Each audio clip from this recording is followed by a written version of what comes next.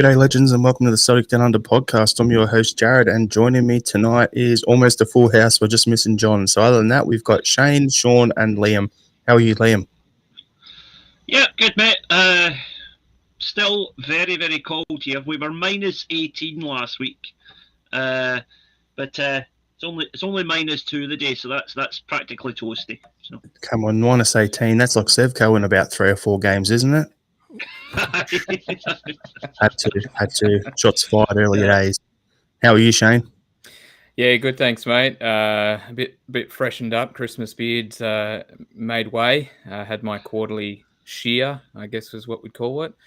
So feeling a bit fresh. It was nice, not getting ID checked going to clubs and pubs, but oh well. And how are you, Sean? Yeah, good, man. Got my appointment through for my swearing-in ceremony for my citizenship. So now if I decide to go the way of David Martindale, you have to put me in prison instead of Christmas Island. You can't get rid of me. Hey, here we go. He's almost officially an Aussie. There you go. I now need to pay $20 every time an election comes around. Is that what the one is not to vote, or is that? I think it is, yeah. Fair enough. Well, everyone, thanks for tuning in as usual. The usual shout at the start there. So if you haven't already done so, please subscribe to the Celtic Down Under podcast via your favourite podcast app. If you're listening via Apple Podcasts, Spotify, can you please leave us a review on there, because that'd help get us a boost in their algorithm they've got on there.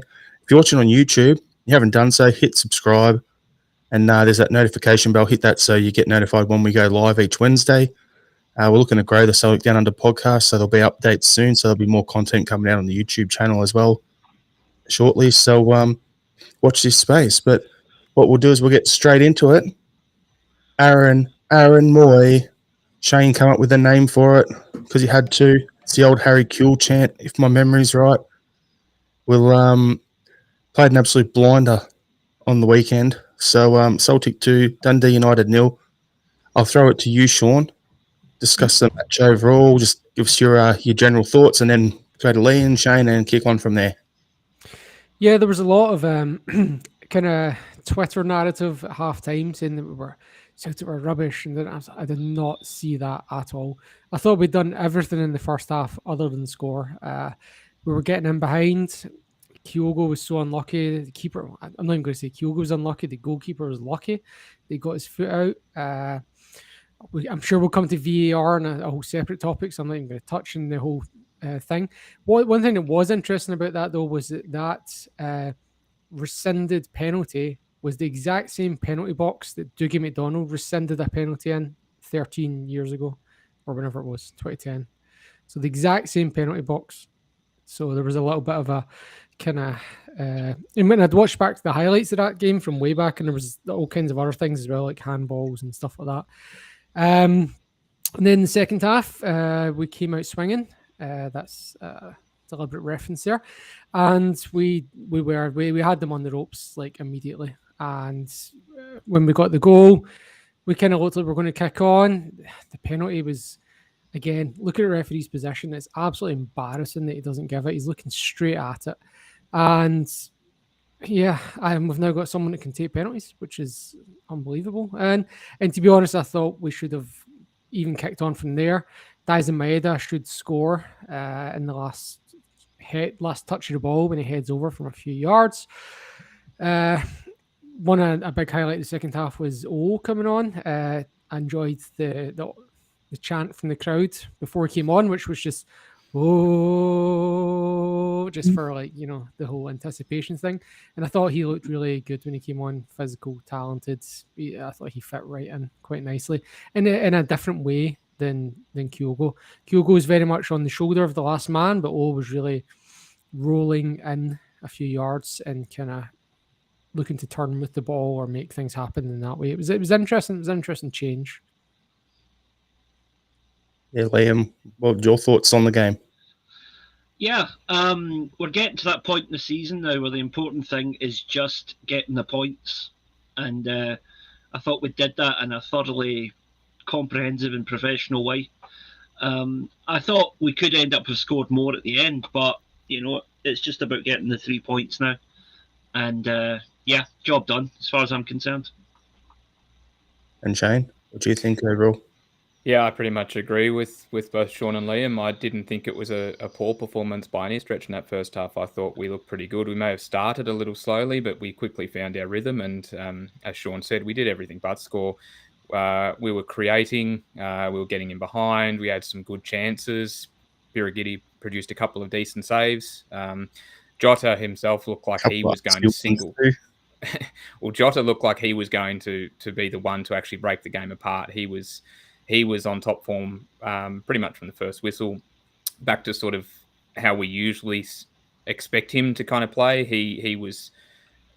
They weren't able to stop him really, to be honest. And then you had Mooy just putting on a masterclass in midfield again. I know we probably don't want to get into specific players just yet. We'll leave that for a bit. But yeah, I thought it was a good performance in the first half. We did everything but score.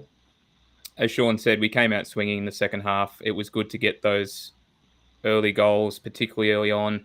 And look, there were a couple of chances after that where, definitely Maeda should have scored in the last minute. He also had a free header sort of halfway through the second half as well. A little bit tougher, but he's just got to pick either side of Birighitti and he probably scores.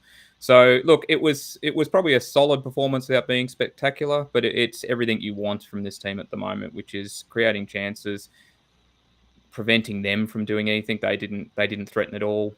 It was a professional performance in every sense of the word. Yeah, for me, I just looked at it and thought, it was a professional performance. That's the easiest way to sum it up. Like, there was nothing too out of whack for us in terms of, as you said, you guys have all said, we created a lot of chances. We stepped it up a gear. We got our goals. We picked up the 3 points. Tick, tick, tick. All the boxes are ticked there. It's professional performance. On we go to next week. That's our 5th clean sheet in a row, I believe. Is that right? I can look it up.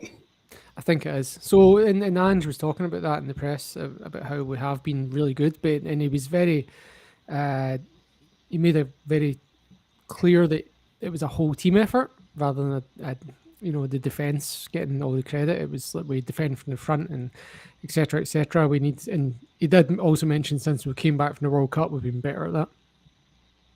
Yep. So, and I think Dundee United as well probably happy with just 2 goals, given that we've put 9 and 4 past them in the last 2 games, and they're currently tied on 20 points with everyone else down the bottom of the table. So goal difference is kind of key for them. I thought they were pretty good. I thought they defended pretty well, particularly in that first half. Like, we were still creating, but I thought that they maintained their shape pretty well. It was funny. Like, we were probably did everything but score, but at the same time, I thought they defended pretty well. Credit to them in that regard. They were a much different proposition from the Jack Ross team we put 9 past earlier in the season. Yep. Sorry, Jared, I was waiting for you to make your point there. I was going to say, but I kind of lost it now, where you were saying about the defence from the front, Sean. I was going to say, well, it's a bit of a difference as well that once you've got Carter Vickers and Taylor back into the back line as well, pretty much got our first string back line across the back there. Johnston and Ralston, that's the only battle for me, but looking at that lineup where you've got Hart and goals, Johnston, Carter Vickers, Starfelt and Taylor in the back. The fact is, and you look at the actual overall squad, and you go through the bench, this is the thing that jumped off the page to me. Haksabanovic, Turnbull, Kobayashi, Owada, Bain, but you'd replace him with Siegrist when he's back. O'Reilly, Maeda, Forrest. That's a whole nother... Every single one of them would start for every other team in the league and be the star man, one of the star guys. So looking at that, Burner Bay wasn't even on the bench. And he was started the game before that when Taylor was out. So if you look at it on that sort of front, it's some crazy depth there as well. So we're building something really special here under Ange. So what I'll do is I'll bring up a few comments and then we'll get on to the player focus and discuss the goals as well. So Vanessa was always nervous until we score. What do we got here? Copyright. Traders Club is made back to his old self. I don't know why that's showing them up weird like that. I'll just read them out then. Angelo, Tyro, Mooy's cross for Jota was another level. We're going to touch on. Disagree in a sense, because if you actually watch it back, the wind changes it. So it was a great cross, objectively, but like and anytime you get a goal. But you actually see it change in the wind as well if you watch it closely. And Michael Ross, has took me a while, but I finally warmed up to Mooy. Hopefully he's here next season. Vanessa's responded to that. Those of us in Australia, Michael knew he would come good. And then we've got, if Maeda grew some hair, would his heading be more accurate? What do you reckon, Liam? Having never seen him with hair, I couldn't comment. First time I saw him, he was 20 years old and he was baldy then as well. That's really harsh, Jared, picking on Liam because he's got a hairline like Maeda. That's so mean. Hey! Oh, no, wait, it's because you're in Japan. Sorry. Oh, I thought it was here. Aye. Yeah. Isn't it? Trying to stir up shit. There we go. No, not so much a top knot as a top strand I've got here. 11-a-side football game. All right. So, yeah, we'll just jump on to the goals. So, with penalty, as we said earlier, it's good to have someone who's a good quality penalty taker in Mooy. So, we've got that sorted. The one thing you just mentioned about the cross, we're talking about that for Mooy's cross coming in. I thought it was decent. I didn't notice the wind on it, but that's just me. Australian, green tinted specs on and everything because being an Australian and all that sort of stuff. But the angle and how little amount of room Jota had to get that header in is what made that special. Like we wouldn't even be talking about that cross if he absolutely shanked it. So, yeah, it's a bit of an interesting one for me. But got any special mentions we want to touch on there? I'll go to you, Shane. Oh, well, I'm sure we'll touch on Aaron Mooy shortly, but I just wanted to give a couple of shout-outs. So obviously it was good to see Greg Taylor back. So this was his first game back since he got injured, I believe, against Rangers. So he played the full 90. Look, wasn't a typical Greg Taylor performance.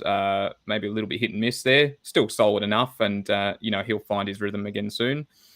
And I thought, apart from Mooy and Jota, I thought Kalmak in the centre of the park had a very good game. I thought he was just his usual industrious self, but it felt like he was winning the ball much higher up the pitch. He was really, any time that they looked to break, he was in there stopping it almost straight away. And for his, what I believe was his 400th appearance for Celtic, he put in a really good shift. So credit to him on the milestone and the match itself. Yeah, he was sensational. He was everywhere, winning the ball back. Yeah, I would pretty much just second those, and also I think it was just a really good all-round team performance. Even in the second half, when you had O came on, and what little we saw of him, he looks like he's going to be a very, as you said before, Sean, a different type of player to Kyogo, but in his own way, possibly as dangerous and as prolific. Yeah, he put the cross in for the Maeda header that went over the bar. So, and that, to me, that was a better cross than the Mooy one. But I'm not gonna they were both good crosses. But you know what I mean? Like, and the difference is the outcome, in the sense that the player on the other end of it scores or doesn't score, which is the kind of harsh judgment that gets put on a cross, isn't it? What the player on the other side does with it. He definitely looked really good when he came on in that small spell. Even on I think probably when he first got on the ball and he laid it off to O'Reilly, he played a great pass to play O'Reilly in behind. And he actually he put himself in a really good position in the box for the ball to be cut back, and O'Reilly just I don't know if he mishit it or just took a shot, but like his ability to get that ball to O'Reilly and then to position himself in space. I'm really encouraged by that first little 10-minute cameo. For me, O just looks a lot further along than we probably all thought. So it's a good thing. And then it's touched on the bench before. And then the next topic we're going to discuss is Giakoumakis. But looks like then you still got to add him into the mix as well. So Can we discuss Don Robertson before we move on to Giakoumakis? Yes, please. I have a question about that from our Twitter when I sent out a message about we had some Twitter questions earlier as well. So just let me get you this question first, Sean. Mm-hmm. I did see that, but I didn't take a picture. That's all right. I've got him here. Why didn't the pro Celtic Don Robertson book Mr. Rio Hurtado for his part in Dundee United players standing on the ball? Could have been career-ending. I love it. The sarcasm. I'll just skip up that sarcasm with my spade here. Yeah, that was probably on the lower end of his shocking decisions, because that one actually, like, I could give him that in a sense from an angle, but to not send Freeman off was a pretty poor decision. The penalty one, I mean, the first half penalty, I mean, yeah, I'll come back to that. But the Freeman one, I can say something specific on, because and whatever radio show I was listening to made the point that it's only supposed to be a yellow card if it's on target, and I'm like, no, that's not. That's just not the case. What the rule? There's no rule about that. The rule is if it stops a promising attack, then it's a yellow card. So if you commit a handball offence which prevents a promising attack, then that's what it should be, a yellow card. Whether it's and that's, they're interpreting that. If your hand blocks a shot, they're using that as part of that interpretation. But if you're on the halfway line and somebody's about to run through and goal and you handball it, that's that's, even if it's not deliberate, that's a yellow card for preventing a promising attack. So it should have been a second yellow and a red card. On the penalty that was rescinded, it's one of those ones. It should be a penalty, but you never ever see it given. And the reason I think he's given it is because the ref thinks that he's punched Kyogo first, and we can split hairs about whether he has or not. But you don't see those given. They probably should be if you go with the rules, but that's never given. So I'm not going to kick up too much about that. I might step in too because I'm keen to comment on it as well. So yeah, the handball one, I think probably the first thing to touch on is how he's missed it, like how he's missed that in real time. Like that was as clear as day. And, looking at the footage, it seemed like he had a clear view. Celtic TV do the release of the unique angles for the goal, and that just really re-enhanced the fact that he had a clear view of it. So it was pretty disappointing that in real time he didn't call it. VAR did its job in a sense that it brought it up, he checked it, he overturned it. But it absolutely should have been a second yellow, and I think you might have even touched on it on your program, Sean, which is highlighted in the background for those who are watching on YouTube. Is it a case that they can't, like, because VAR overturned it, he can't give a yellow? He could, yeah. No, he can give a yellow. Okay, cool. Because remember, it happened to Burnaby. I thought I misheard because I'm sure if he's overturned it, it doesn't absolve the fact a card can be given. So, I couldn't work out. Like, to me, if you look at that and then if you, like, let's give him the benefit of the doubt. Let's say for whatever reason he didn't see it and he sees that on the footage and says, okay, that's a deliberate handball. I can't see how he can't give him a yellow for that. Like, that's as clear as day, even if you make the initial mistake and get it overturned. So Isn't that it one... Jeopardy, Shane? It's a double jeopardy where they talk about, if there was the penalty and the red card, so they changed it. It's going to be downgraded to yellow. So if it's just a yellow card offence and they give a penalty, they can take that away. I don't think they can, but I've seen it done. Yeah, I thought it was only for reds. I thought, like anything else, like if it was a yellow card foul or a yellow card to be given, that it didn't matter, that you were going to get booked regardless. I thought they took away the double jeopardy for the red. Yeah, that is what it is, yes. So it's just the red. It Okay. was changed from a straight red to a yellow. But it was still a straight red if it's outside the box. So it was so you weren't getting a penalty and the red. And just on the first half penalty as well, look, I've ummed and ahed over this.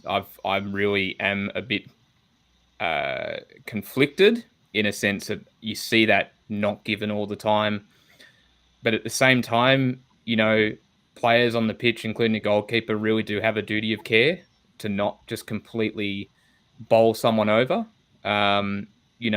If a defender does that in the box and wins a header but completely wipes out a player in front of him or a striker or a forward in front of him, is that going to be given as a pen? Well, I mean, whatever judgment you use for that should really apply to goalkeepers as well. Just because it's them coming for the ball doesn't really mean they get a free run to completely, poleaxe someone in front of them. So I've ummed and ahed over it. I can see the reason for why it's given. I can see why it wouldn't be given.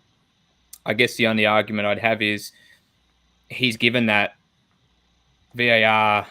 Is it really a clear-cut mistake to overturn it? I didn't think so.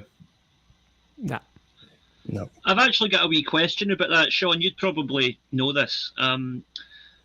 See, when a referee reviews an incident like that first penalty, right? Mm-hmm. Let's say that he gave the penalty on the basis that the keeper punch Kyogo before he punched the ball, right? Just for example.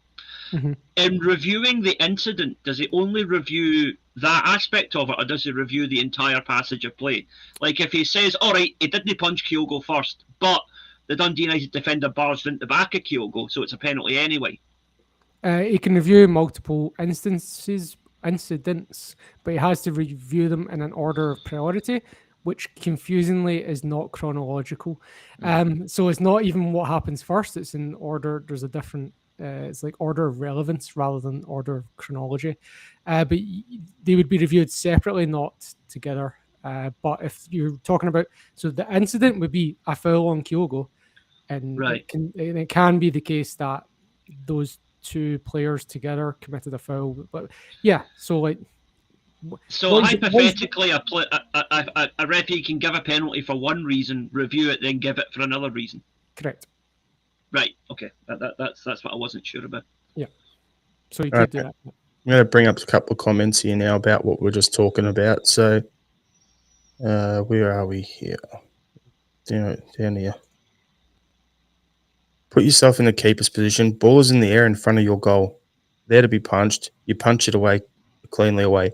Yeah, there was some bodies in there. Nothing in it. That's a view there. Well, I'm not sure that qualifies as clean, but okay.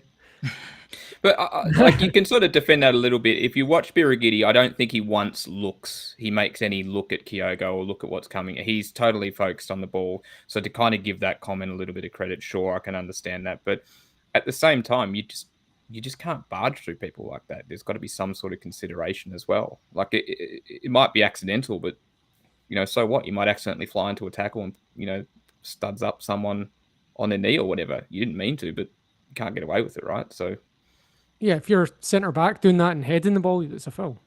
All I'm going to say on this is those who watch Birighitti over here, I used to love watching him because he was just mental, like absolutely just insane.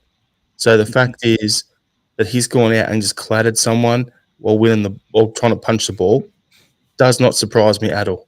No surprises. That's typical Biras. So for me, I think goalkeepers are basically a protected species anyway. So I actually don't mind them getting caught out like that occasionally.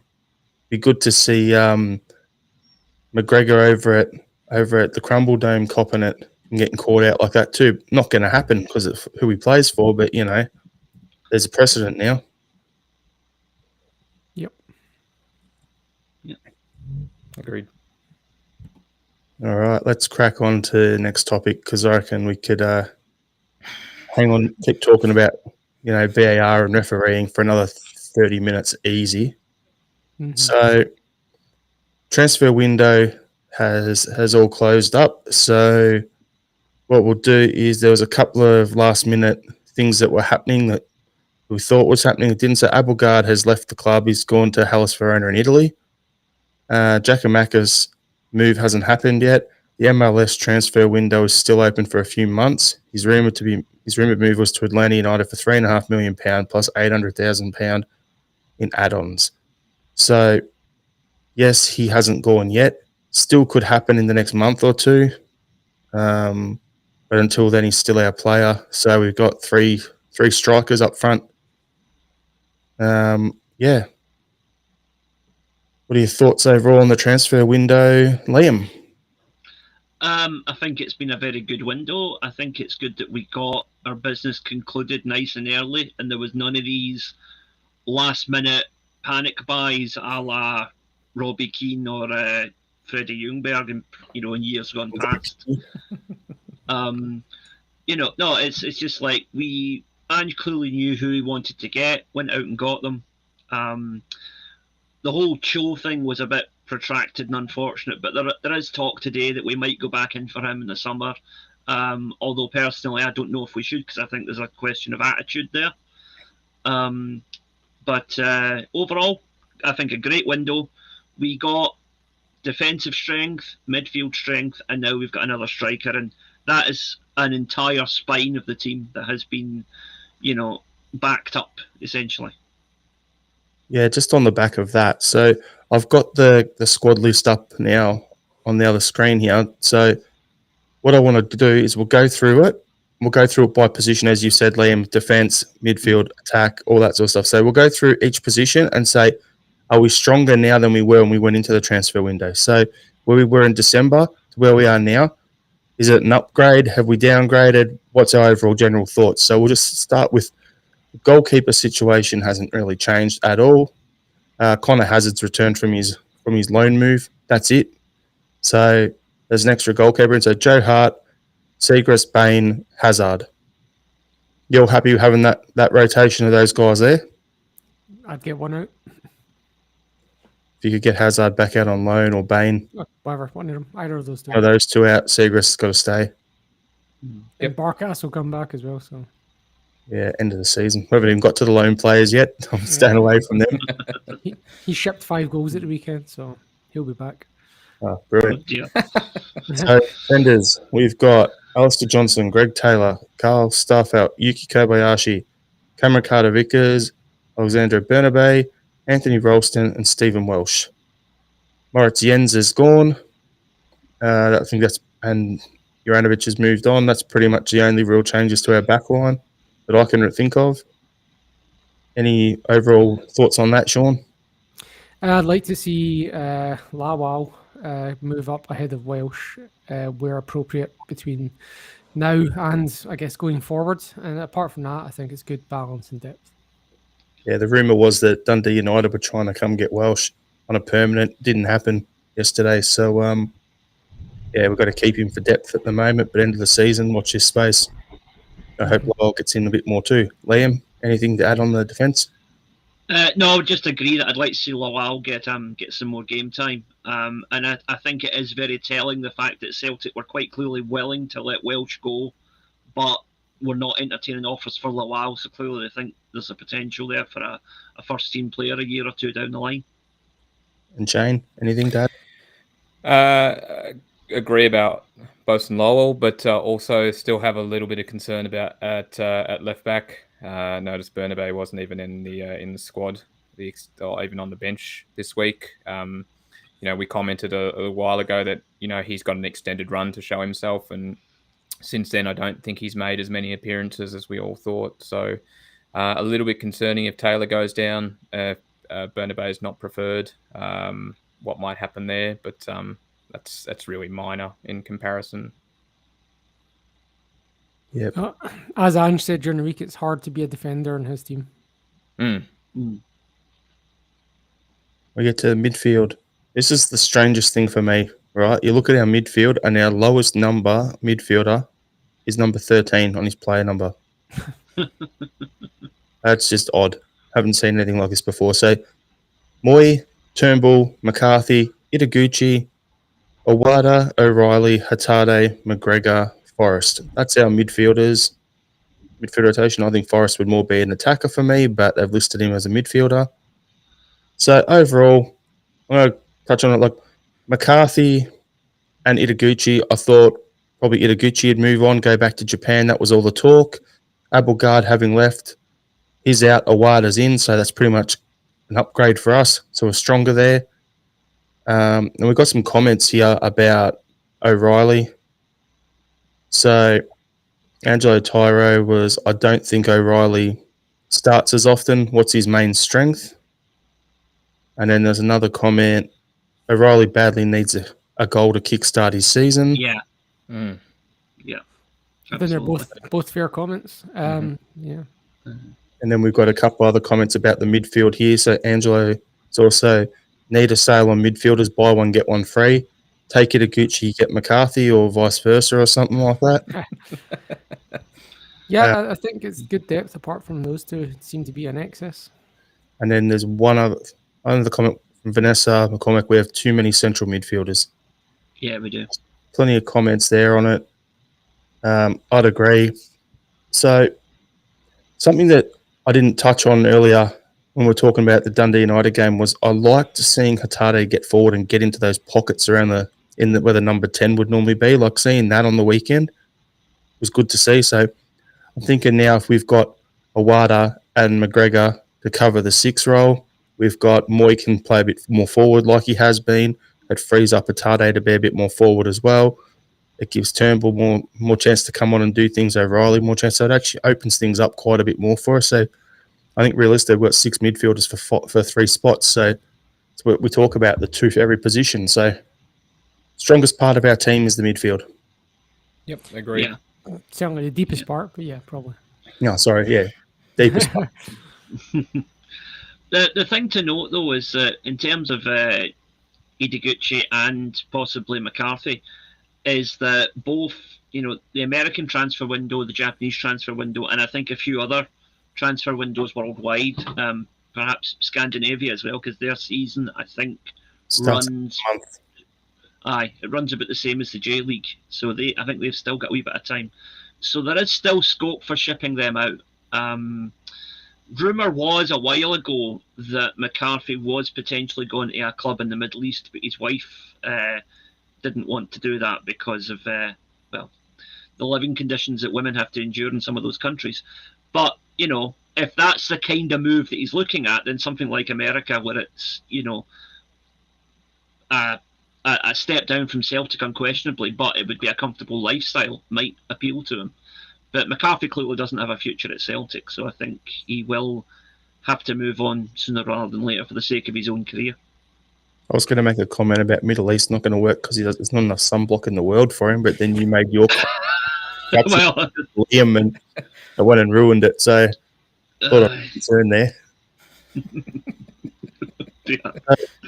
Jumping onto the forwards, Giakoumakis, Kyogo, Haksabanovic, Abada, Jota, Maeda. And then Jamesy, realistically. So 8 players for 3 positions. Mm. Good luck, Ange, keeping them all happy. That's why you get paid the big bucks, but I'd rather have this problem. And the way he builds his teams and the pressing, and as he said, all our defence starts at the front. Players they're not going to play 90 minutes every game, these guys. They're going to come on 60, 70 minutes, sub, next man up. So, it's should be interesting to see how that all works. But overall, I think we've strengthened that because we brought Owen. Giakoumakis hasn't moved on. So for me, I think it's stronger. What do you reckon, Shane? Yeah, I'd agree with you. Obviously, we'd sort of gone through this phase sort of anticipating that we would bring O or Cho in and Giakoumakis would go. So we've ended up bringing O in, and the Giakoumakis deal obviously hasn't gone forward just yet. So I'm not too sure if he'll completely... Well, it sounds like he'll probably be hanging around until summer. He clearly didn't want to swap winter for winter conditions. He'll wait until it's a bit warmer. Then he'll go across to the US. Don't know why I wrote pause for laughter in my notes there for that one. It clearly wasn't as funny as I thought. But no, I think, hey, if I'm not going to get an easy laugh, I'll poke fun at myself. That always works. Look, I think we've strengthened. I'd be interested to see. It felt like the relationship with Giakoumakis may have been a little bit cold with him wanting to move on and maybe that move not eventuating. I don't necessarily think it would see him frozen out of the team. I still think he can contribute, but look, I think we've definitely strengthened that area. 3 different types of strikers, what we've got now. Kyogo, O, and Giakoumakis, they're all a bit different, which is good. But Sean, what are your thoughts? My concern is I don't expect Giakoumakis to still be here in a couple of weeks. So if we're one injury away from being stuffed up front, is my kind of concern there. Out wide, no problems, but it kind of looks like before at the weekend we were relying on Haksabanovic or Maeda or Abada to fill in as a striker when Kyogo was taking a rest. So we're one injury away from being in trouble. There is my concern if Giakoumakis does go. If he stays, great, we're sound. And Liam? One of my worries is how we're going to accommodate Haksabanovic, because I think he is potentially one of our best players. But Kyogo being the form that he's in, O being the new signing, he's looking to make an impact. Jota just being Jota, and Abada always looks good when he comes in as well. Where does Haksabanovic fit into that? And that's what worries me, because I think we could end up losing a very good player there because we can't accommodate him and get him enough game time. I got the answer for you, Liam. Going back to something you said on our podcast about 2 years ago, a year and a half, 2 years ago, before Maeda signed, put him back in his central striker role as the third guy if Giakoumakis moves on. Giakoumakis, as Sean saying, Maeda has to step into that striker spot. And then you got Kyogo as a starter, Maeda and O battling it out for the other secondary striker man, and then Haxa battling with Jota for the left wing, Abada and Jamesy battling on the right wing. There it is, sorted. Yeah, I just think he's been poor when he's played there for us. As much as he's been good for Japan, I think he's been poor up front for us. I think the actual form of Maeda has probably been the thing that's held Haksabanovic back, really, because I think it obviously took him, Haksabanovic, a while to sort of get up to speed with things. Post World Cup, Maeda gets his opportunity, and you know, he's been one of our, if not our best players since coming back from the World Cup, arguably in line with Mooy. So obviously he's keeping Maeda in as much as he can. He's then accommodating Jota or Abada on the other side, and that's probably inadvertently keeping Haksabanovic out of the team instead of Maeda necessarily being on the fringes. There has been some talk of Haksabanovic playing as a 10. We're not really playing with like a traditional 10 at the moment. We're really playing almost with like 2 8s, with Hatate and Mooy kind of both pushing up either side of each other. I don't know how he'd necessarily work in that role if he's not that central point. Be interested to see it, but yeah, I think Maeda's form's probably been a contributing factor to Haksabanovic not getting as much game time. Well, if the talk for next season is 12 feet in Europe, where Ange wants to go like a back 3-5-2 or whatever, then maybe that could work in that situation where you've got a back three, your 2 wing backs, you can still invert one. You've got your guys in the middle of the park, and then that means you have 2 up front. You could play Haksabanovic in the 10 in that situation, in that formation, but I don't see Ange chopping and changing and playing around with things too much unless we're like 20 points up in the league. Well, he has previously. And Shane's frozen. Shane's frozen, yeah. The scary point. His internet didn't want to let him say it, so we'll kick on anyway. And yeah, he's completely frozen. Happy days. Let's see if I can add him back in. Oh, kicked out Liam as well. Oh, Oh, there's Shane. Yeah, he's alive. There we go. I don't know. It just, everyone paused, and I was like, "What have I said? Like, what? I thought I was just talking about formations. Like, how did I offend someone with that?" I'll get through it quick, just in case I get disconnected again. He has used a back 3 before when in charge of Australia, not very frequently. He was more commonly in line to use sort of a 4-2-3-1, so he'd have 2 sort of pivots, if you will, or 2 defensive midfielders. And obviously now with Awada coming in, that's a possibility, I think, going forward. And that is something. And he's used to having players who fit that mould. So for Australia, when he used to be in charge of Australia, it was commonly Mile Jedinak, who was captain, and then Mark Milligan would often accompany Jedinak in that role. And so that is something Ange does have a lot of familiarity with.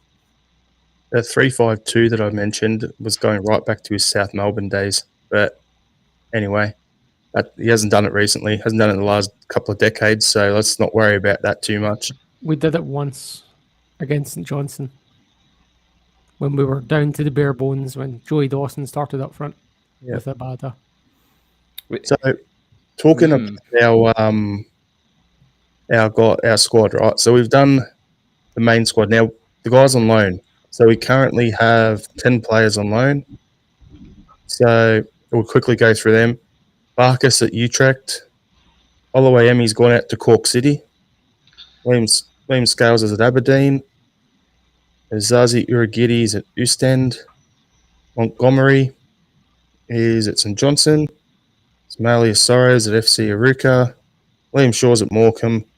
Mikey Johnson's Victoria.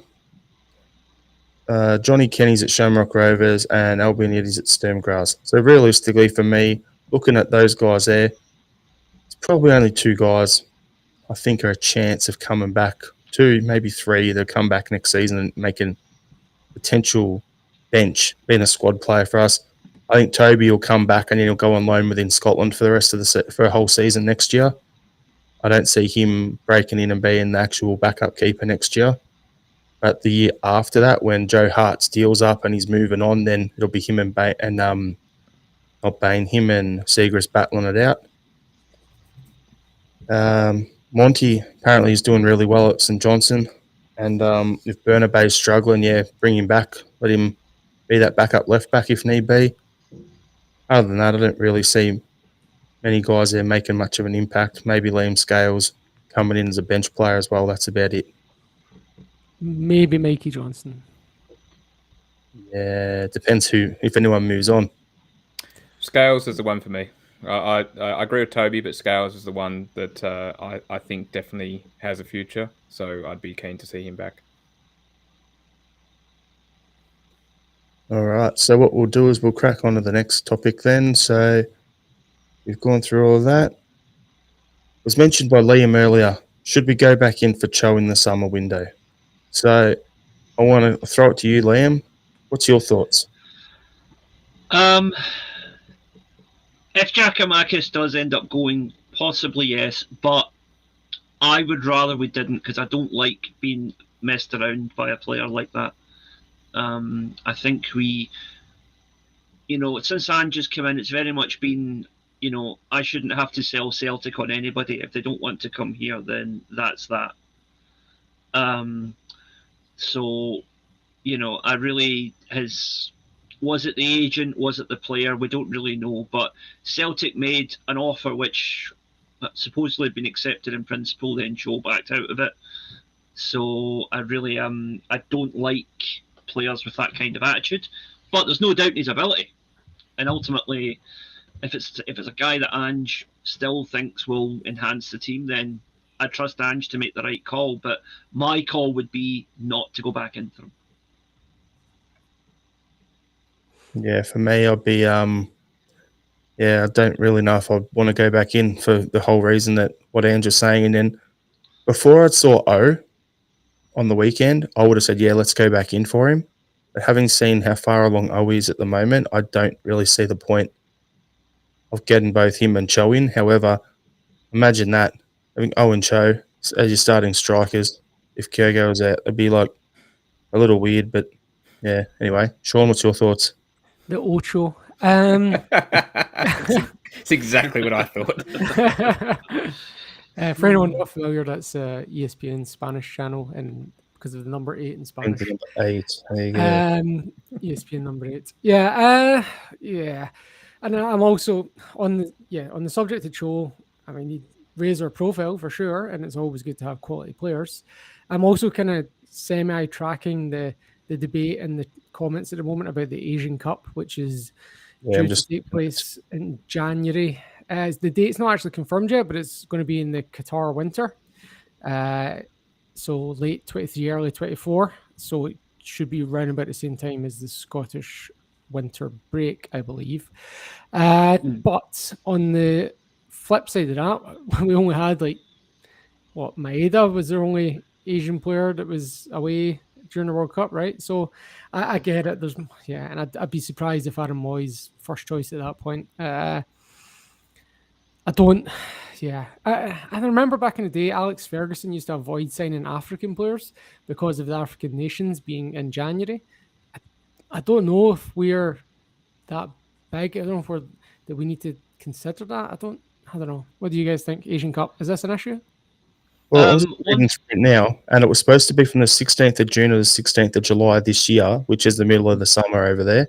So they have pushed it back to mid 20 to early 2024 is what they're saying. The latest I've got here is that an AFC Confederation meeting has suggested that the tournament might run immediately after the Under-23 Asian Cup, which is running from the 10th till the 24th of January next year. So it might actually kick on into February if they're going to start it at the end of January. So that would potentially be a concern for us. But the other thing is, players can't get called up for both squads. So we might lose, say, for example, O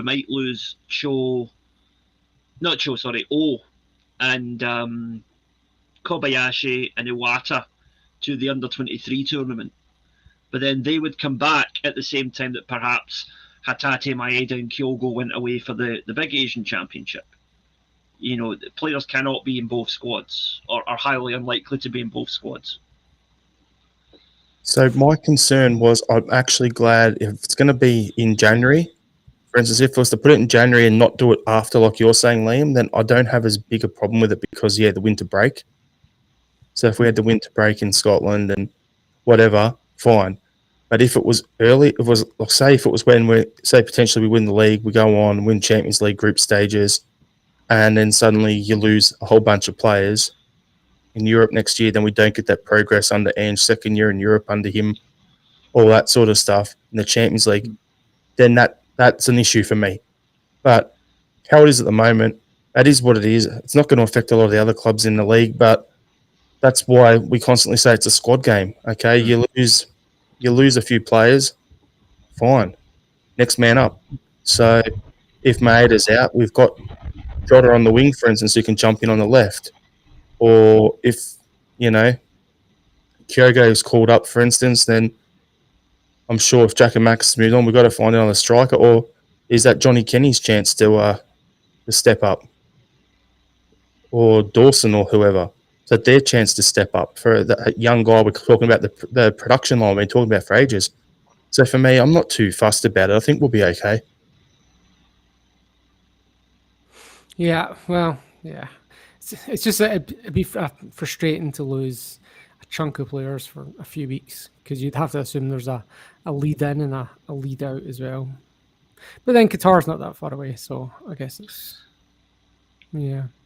But wasn't there a precedent where if a team has to give up a certain number of players for international duty, they can ask for games to be postponed?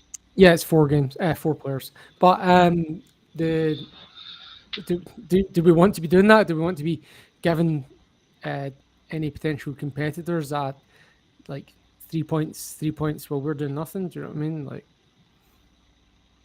it's 4. The answer is 4 if you've got 4 players away. That's the rule. Anyway, we'll worry about that when it happens. I'd rather play 2 games a week for the duration of February and March than play those January games without those players if it came down to it. But that's thinking, Liam, that we don't progress in Europe. Yeah. So say with Champions League, we finish third in our group and we're in the Europa League after in January or whatever, or in February or whatever, that's assuming we don't have that. Because if we delay those games and then we've still got Europa League or Champions League games or something like that to play, then it becomes an absolute cluster. Aye, that's a concern.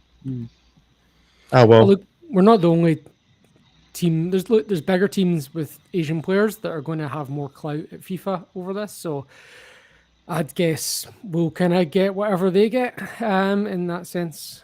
So we better hope we've got our winter break aligned with England next year and Spain or Germany, because they'll get the favourable treatment while we'll get scraps. If Hearts keep signing Australians, they're going to be in a lot of trouble. And Japanese players as well, did you send?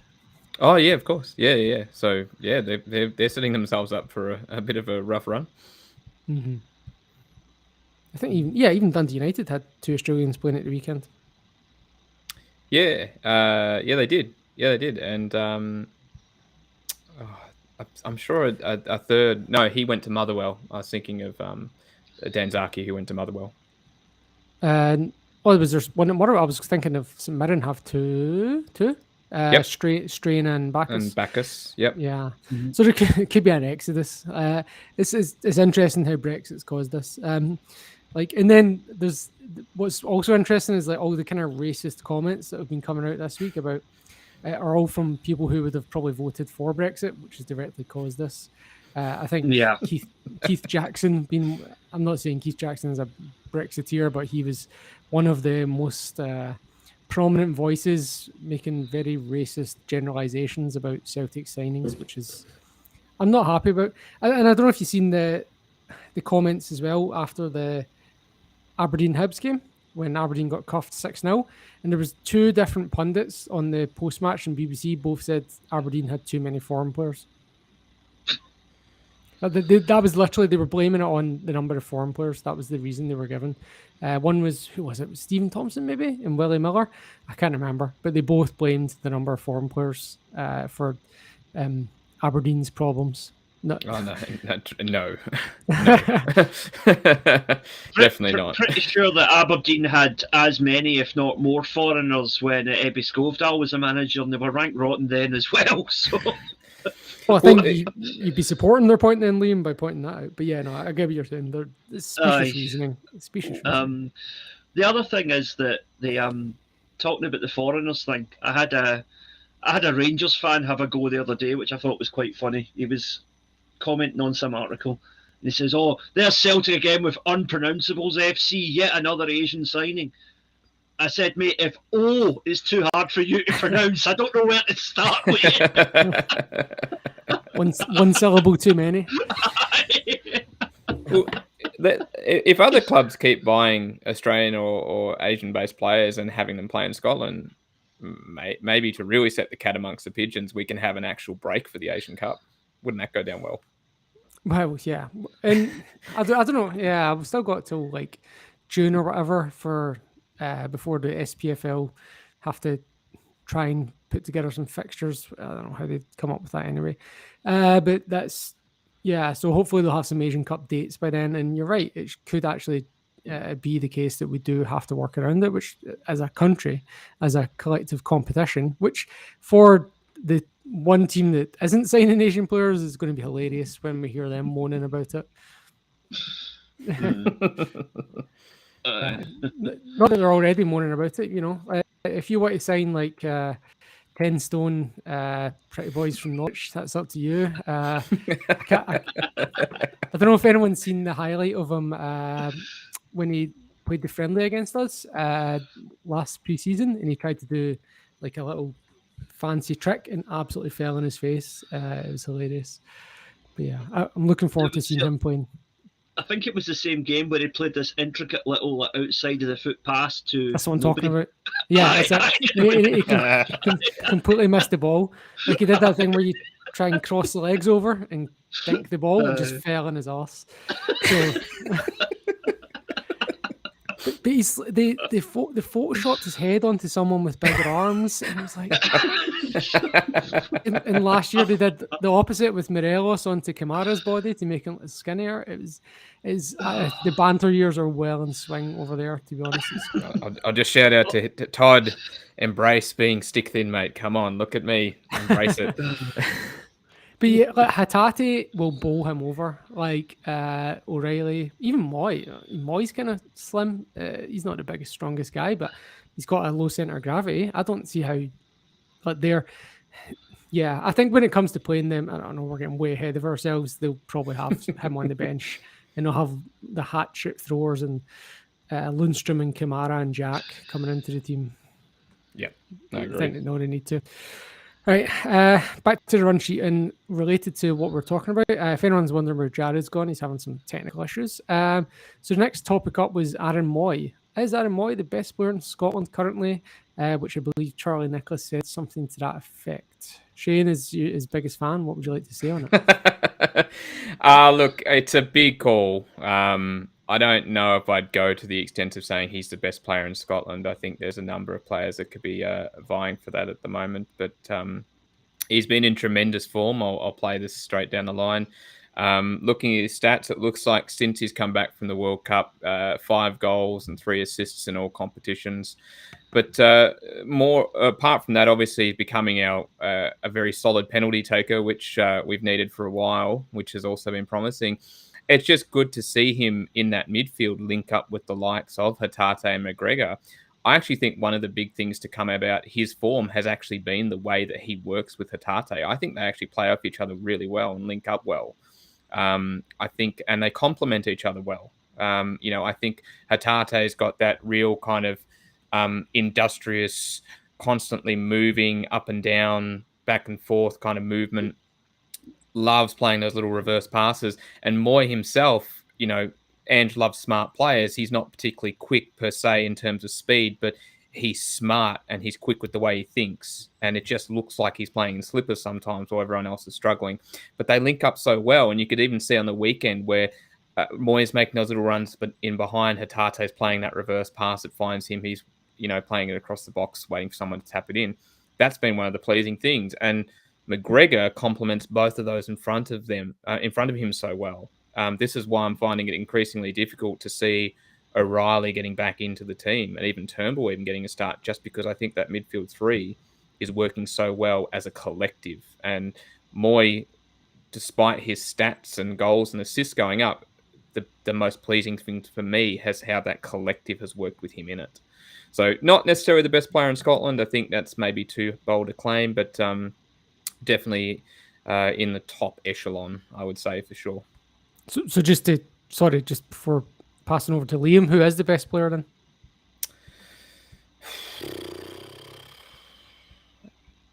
I'm going to be really biased and go Carter Vickers.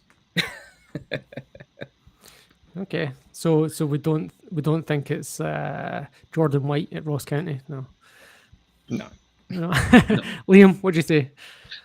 I think on form, since the World Cup, Mooy is definitely top 3, top 4 in Scotland on form.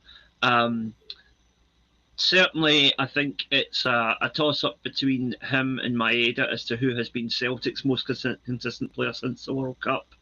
Mooy probably edges that out because he has, as well as chipping in with a couple of goals, he has also had a lot of set-up play involved in those goals as well. He is. He's a contender for the best player in Scotland at the moment, definitely. Mm-hmm. I think in terms of pure ability, I would put Kyogo and Jota above him, but on form, Mooy is definitely up there. Yeah, it's an interesting one, the word form, isn't it? At what point does it stop being form and just become the player's baseline? Like, how long do you have to do it for that to be the case? And there's no doubt he's got that class. Manchester City don't sign bad players, really. So he's just another one in that kind of production line to us from the City group. And he's a goal or assist pretty much in every game since the World Cup. He's definitely, I agree with you, Liam. He's definitely the most informed player, and if he's establishing that as a baseline, then he's definitely going to then put in a shout for being the best player. I worry if it's one of those Lubo Moravcik things where we're just getting a kind of last flash out of him before he kind of fades away in the same way that Lubo did. Jared, anything to add about the Aussie?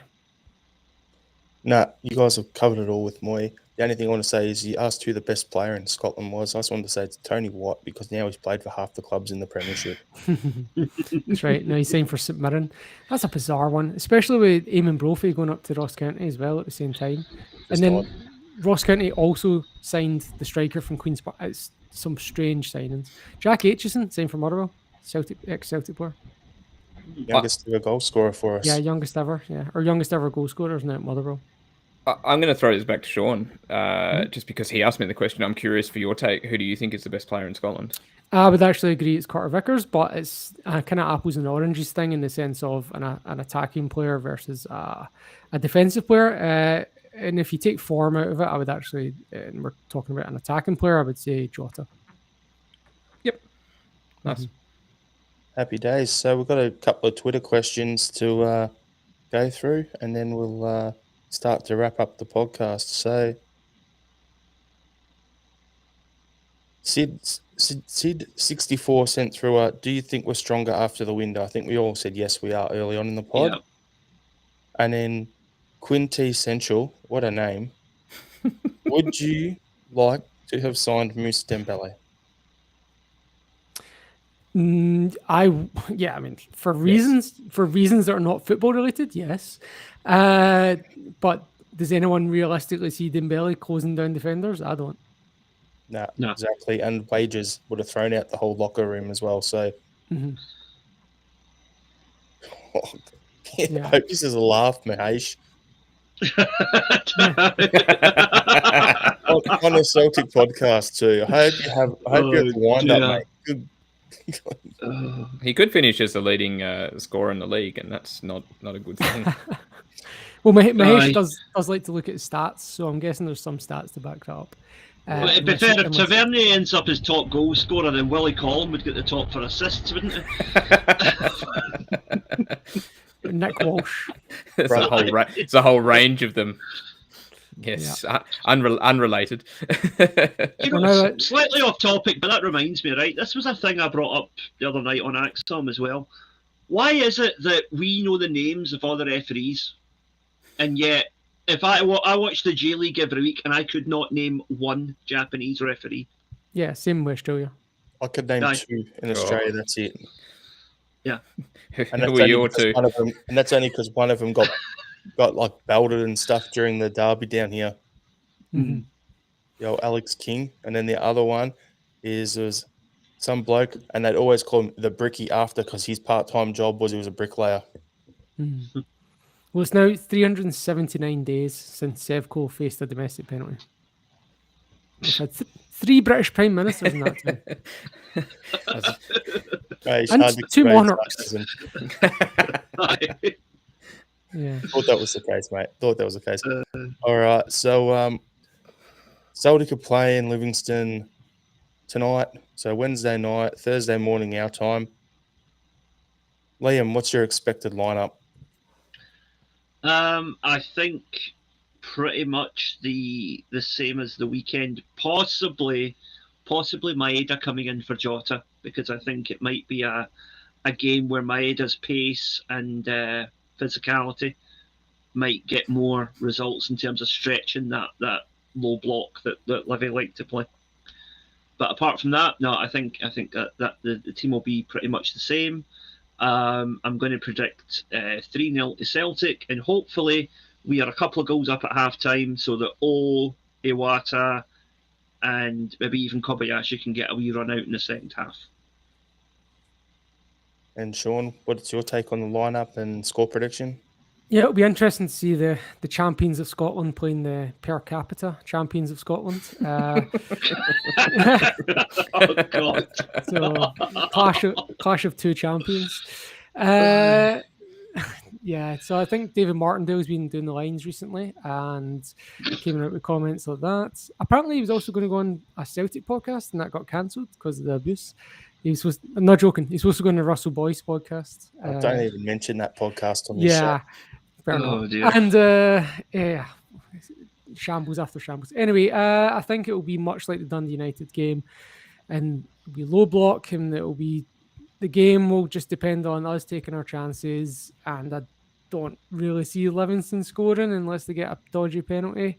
You never know; they might get something from a set piece, but our long throw chances are slim. As Mahesh is mentioning there, XG, I'd say Livingston will come away with an XG of like 0.1, 0.2, something like that, which means there's a 1 in 5 chance that they're going to score a goal. And so then it's just up to us to convert our 2 point whatever XG. We're going to dominate the game. It's just about taking chances, and when we take those chances, how the game's going to go. Yeah. Yeah, we're laughing at comments for those in audio. Not at me. Not laughing at my comment. Andrew Galea, 0-1 at 60 minutes. That's not the comment we're laughing at, but anyway. For me, I look at it and go, yeah, I think probably 2-0, 3-0 sort of score line. This is the sort of game where I would normally put a Giakoumakis up front, but because of what's been happening and him apparently looking for his move and all that, it's not going to happen. So you'd want your battering ram up front against them in their low block, but it doesn't matter. We've got more than enough talent there. Yeah, we'll get the job done. I'm saying goal scorers, Kelmack will score one of the goals and Carter Vickers with a header off a corner. There it is. I hope so, because I bet both of them usually. I do wonder if, just sort of contrary to what Liam was saying about bringing Maeda on, I do wonder if we're going to maybe bring Haksabanovic on. They obviously set up pretty well that low block. They're probably the best at it. So I do wonder if we're sort of going to go for techers instead of pace and champions, speed. Shane. That's why they're champions. I'm not giving them the due credit they deserve. How silly of me. So I do wonder if Haksabanovic will come in and actually play opposite Jota, and we'll see if we can actually break them down that way instead. Sorry, Sean, go on. No, I was just supporting your point. The positive is that it's at our place, so it's a bigger pitch and not on that little plastic pitch of theirs. So, yeah, should be okay. 2-0. 2-0 to us. Should we do a guard of honor for them? Sarcastic one. I don't even understand what is absolutely... guard of honor with £5 notes in our hands. You mean Stevie Martindale just accidentally dropped his head in some of his old gear and it drove him a bit mental? How do you do a guard of honor for a low block, though? Like, do you all just crouch down instead of standing up or something? Oh, God. Yeah, exactly. Yeah, so anyway, we'll leave that one there. We've also got St Johnstone away on Sunday. Yeah, I think there'll be some rotation between the two games, especially with Taylor just coming back from injury as well. After a while out, wouldn't surprise me if he was out for one of the games. Burnaby comes in for the other.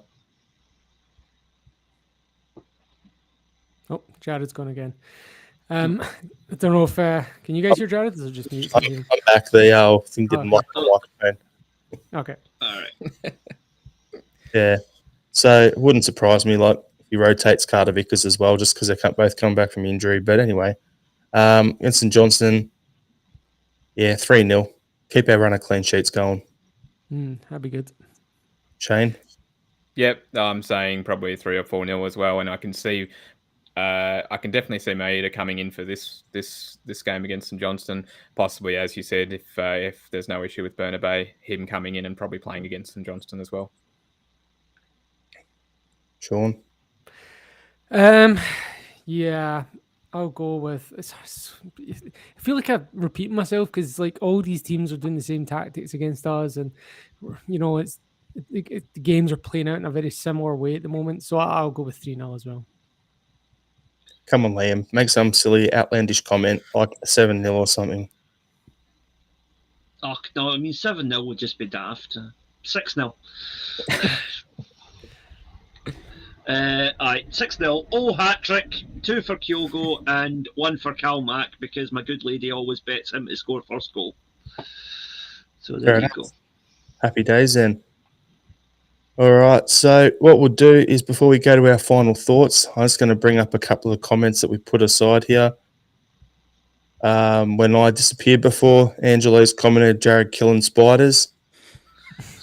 Get him. Nah, browser issues with the new software we're using for this. And then there's another comment here from Michael, directed for you, Sean. By the way, my girlfriend gave me a very funny look the other day when I said I was having a quickie with Sean. Best 10 minutes of your week. So anyone who doesn't know,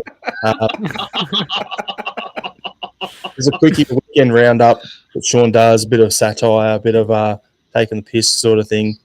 Every week he does on a Monday or a Tuesday. It comes out on the YouTube channel and as the audio comes out as well. So look out for the quickie with Sean. Cheers.